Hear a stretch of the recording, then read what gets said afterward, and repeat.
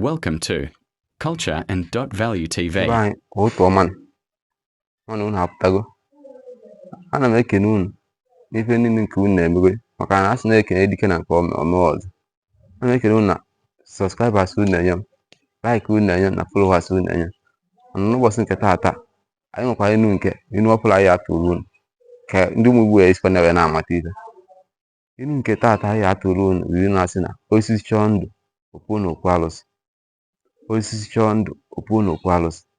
Nke mbụ, ma tupu anyị na-aga n'ihu, biko nwanne m nwoke na nwanne m nwaanyị nke na-ege ntị, biko follow subscribe alụmachi alụ. Inu nke nwa sị na osisi chọọ ndụ opuo n'okwu alụsị.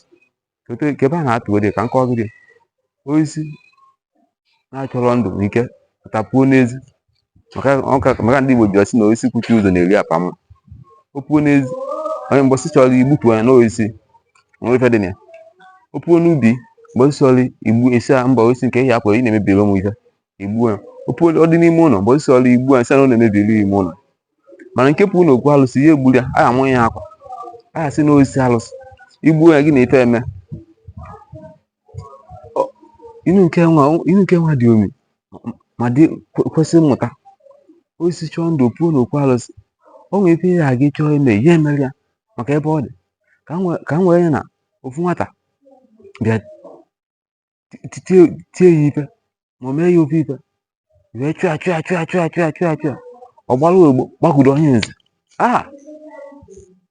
na ihe etikwa nkwa ike ihe eti ọzọ itikwa ihe etitekwa ife maka onye nze abịasị ya ịsọsọ ọzọ ma anyị wee ji tie nwa ife na-eme na osisi ndụ ọgbaba n'okwu alụsị na ebe ọ nọkịta ọ bụ ọtago na ndụ wee bịakwa tie ya ife.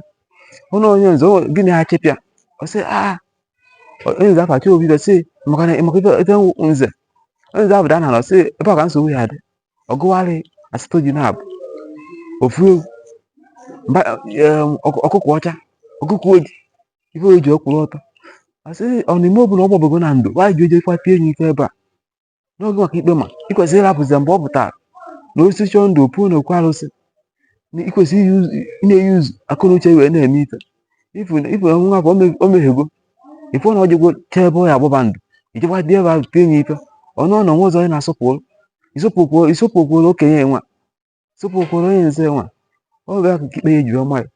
Osisi chọọ ndụ opuo n'okwu alụsị dịba ọ ya dịrị nwoke ma ọ ya dịrị nwaanyị mma.